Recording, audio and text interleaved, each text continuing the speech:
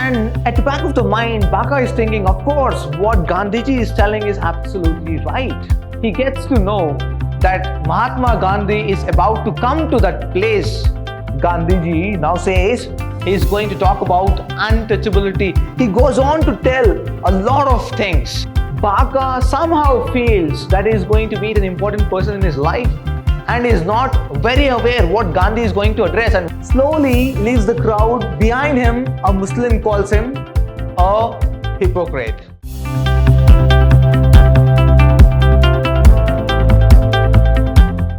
Hello, hi, namaste and welcome to Vidhyaashram, first grade college, the temple of excellence.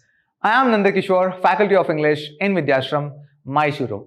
In my previous session, in session 3, I had discussed about the novel Untouchable written by Mulkraj Anand. In today's session, in session 4, I am going to talk about the same novel, Untouchable. But before I proceed further, let me just give you a recap about previous session. In my previous session, I had discussed saying that Bacca was so much hurt.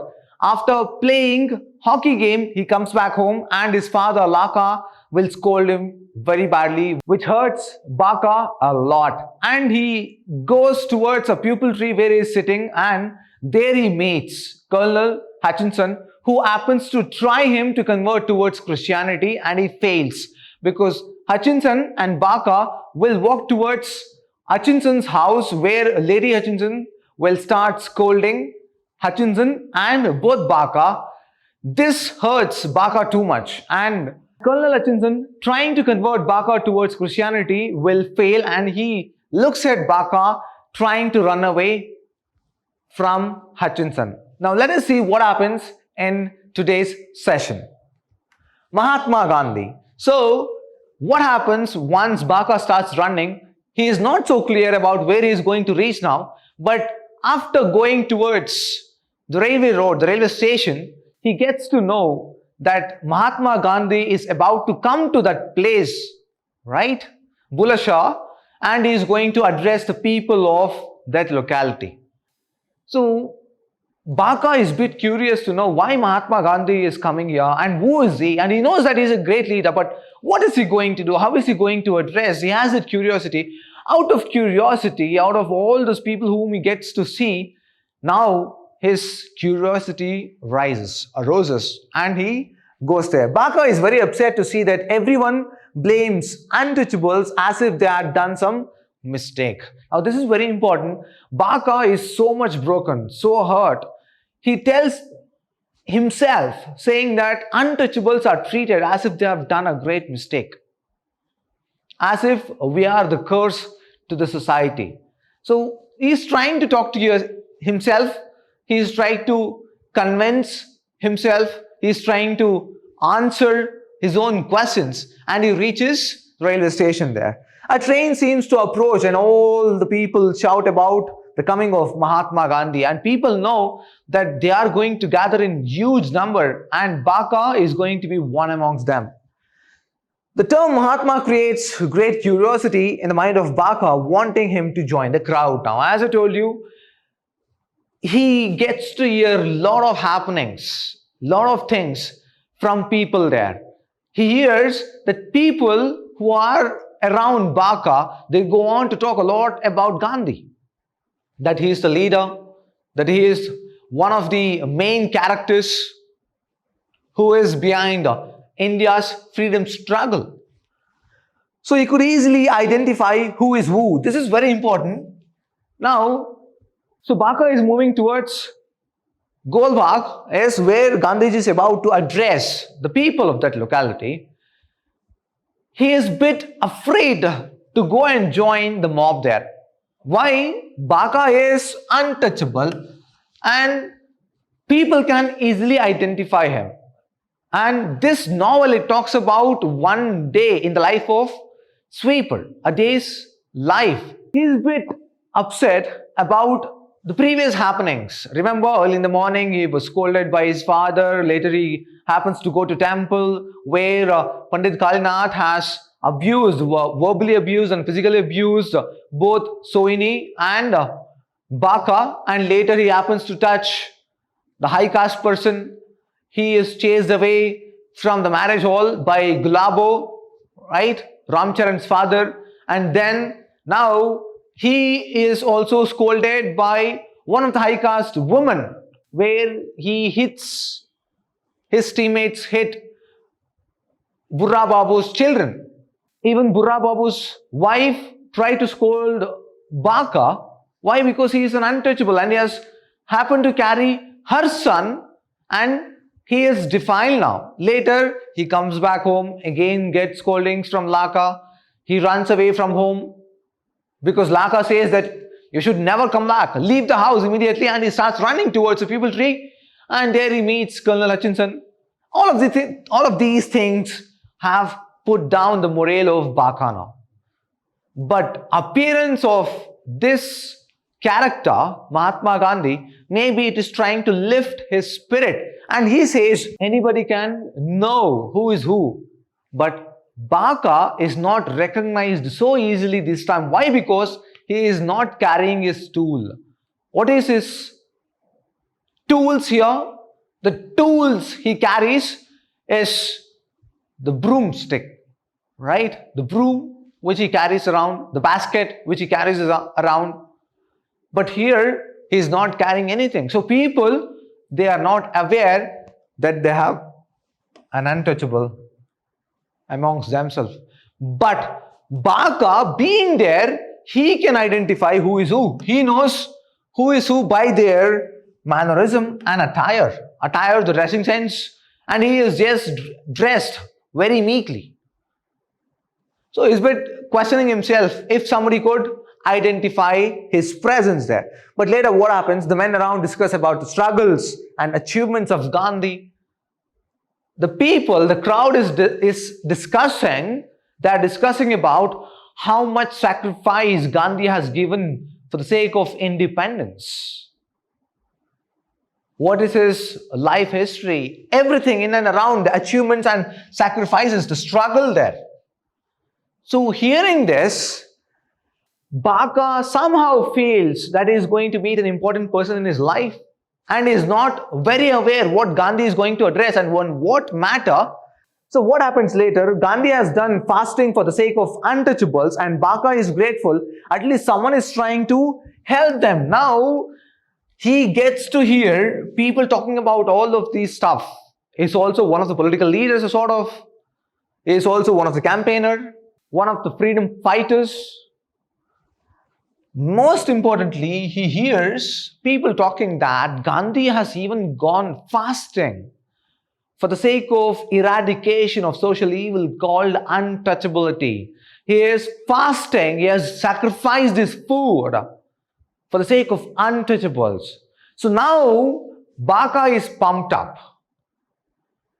So what he does, he just wants to go near Gandhi. Somehow he manages to cross over the marsh fields, yes, the wet field, marshes, and few people follow Bacca here. This is very important. Once Bacca decides to go near Gandhiji, near the stage, there is a stage there, think about it, and Bacca decides to go near, and few people follow him blindly so that he knows the way.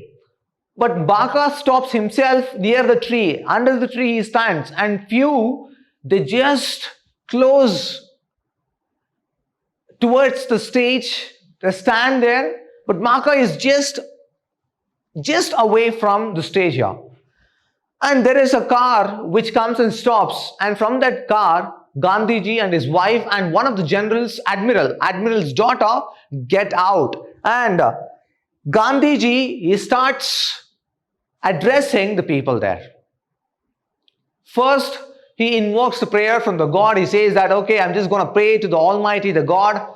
And he says that it is better to eradicate this untouchability. And somehow, Bacca now is feeling, okay, all of the pressure he had back in his mind, the pressure, the pain he had is coming down now. It is receding.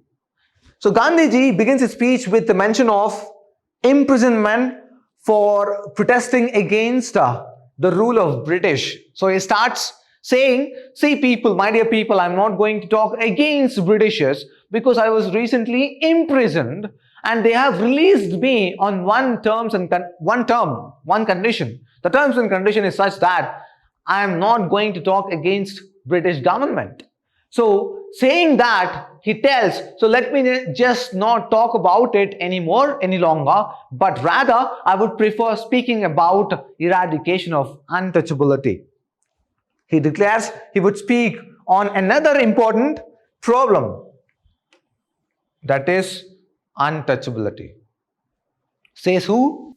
Gandhiji now says he is going to talk about untouchability. He goes on to tell a lot of things.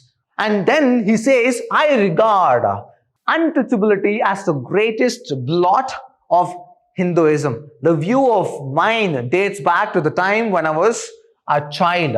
Gandhi relates a story from his childhood where he would go to meet the untouchables and conceal the fact from his parents. Gandhi says that untouchables should never take anything that is left over from plates. Now, Gandhi also says that untouchable people should behave themselves.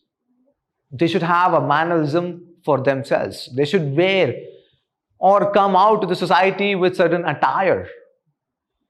They're not supposed to eat dead animals. They're not supposed to eat food from the left over plates. Don't eat waste food. Try to earn your own respect.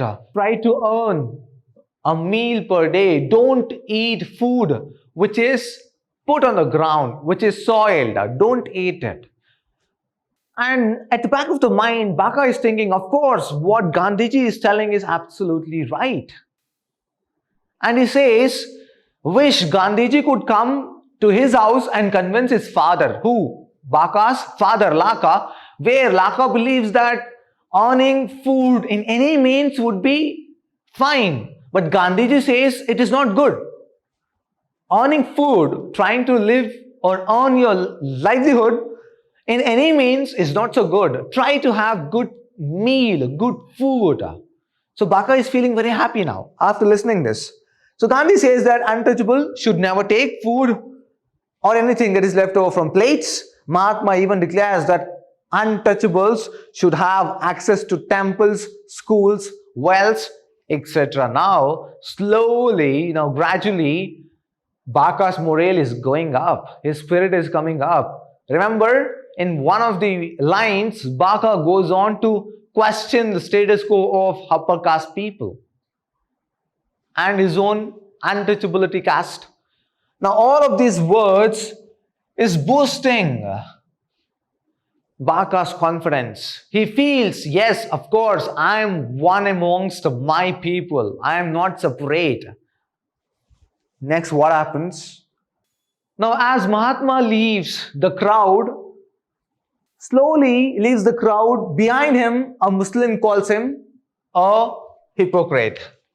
Now, who is this Muslim? As you can see, the Muslim is identified as Mr. R.N. Bashir, a lawyer. A lawyer says that Mahatma Gandhi is a hypocrite. But there is one more character, the poet, who says that he states that India is abundant in philosophy, resources, and knowledge of living. Now, these words are told by the poet Iqbal Nath Sasha. There is one more character here, two people, the Muslim and the poet. The Muslim is Mr. R.N. Bashir, who is against Gandhiji, who hates, the thoughts of Gandhi. But poet is the one who says that, maybe not true. And he says, India is abundant in its philosophy and resources and knowledge of living. Looking at Gandhi, poet Iqbal Nath Sasha tells this. But here, the Muslim is identified as Mr. R.N. Bashir, who happens to become a lawyer. Bashir expresses his dislike towards the concept of eradication of untouchability by Gandhi. Why? Because Gandhi is such a character in this novel who goes on to support or stands in favor of untouchables. And these two people believe it's not so easy, especially Mr. Bashir believes that Gandhiji, whatever Gandhiji told, it is not a piece of cake. It is not an easy task. And people will not easily accept the untouchables. But poet Mr. Iqbal Nath, he believes, yes, of course, what Gandhiji told is philosophical, very thoughtful, very mindful. And we have to treat people equally. Later, what happens? Then he explains about the origin of untouchables, which is the creation of some cruel Brahmins who do not know how to interpret the holy texts. Now, who is this here? Mr. Bashir, the lawyer, he goes on to blame the people who? Brahmins there. Brahmins are the ones who created this untouchability. He blames Brahmins and he says the Brahmins are the ones who can't even interpret the holy texts. They just blabbered some mantras, some slokas, maybe some prayers.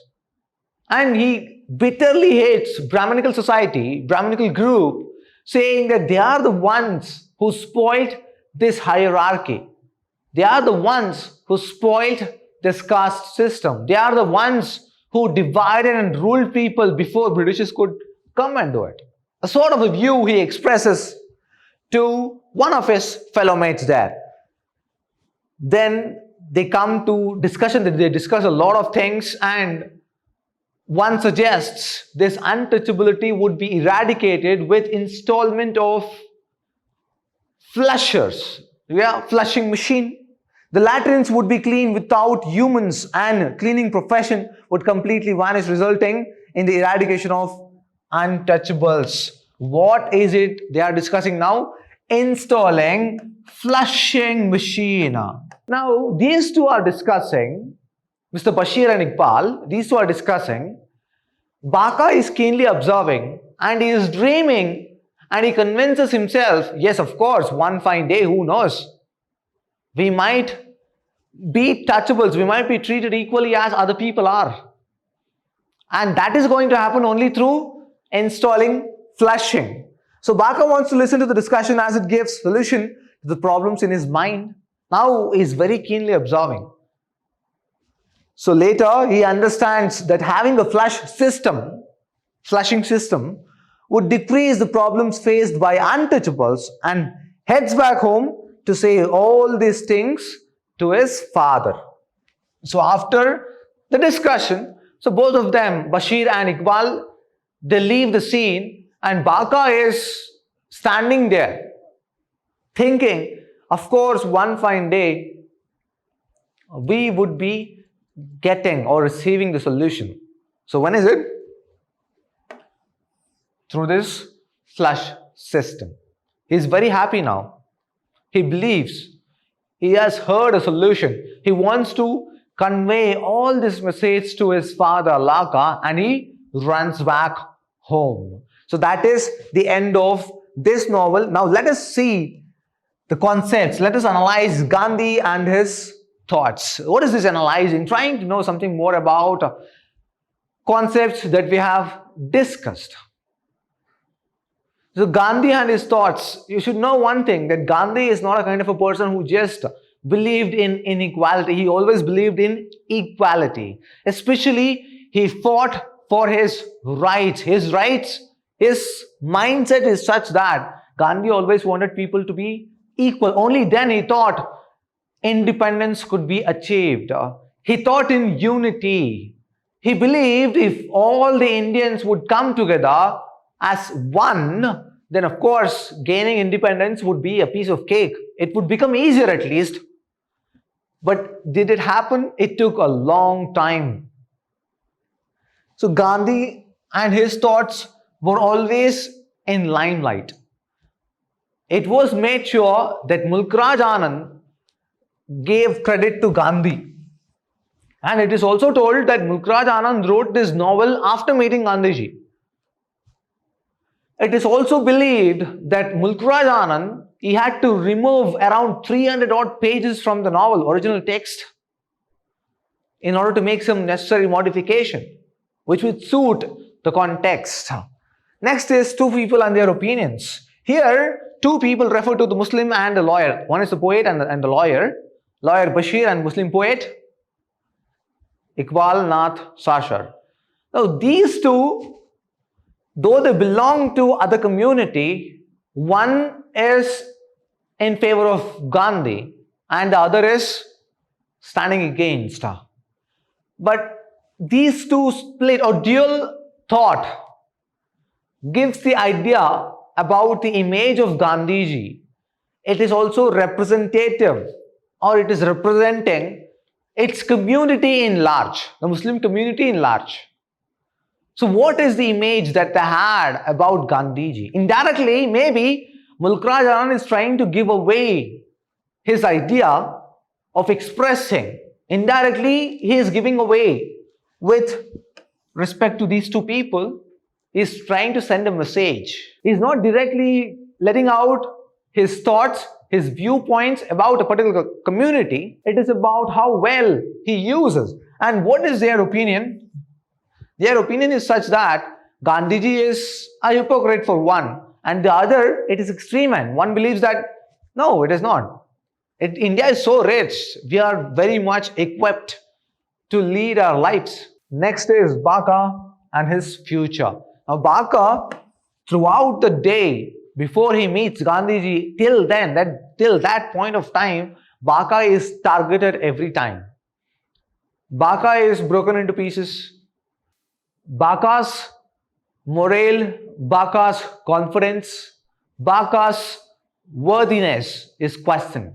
After meeting Gandhiji, after listening to his address, his speech, now Bacca, somewhere within himself, there is a sprout which has started growing, which has begun about eradication of untouchability, about eradication of slaves, a sort of a slave system where people go on to clean the waste of other human beings. He feels that he has found a solution. And what about his future?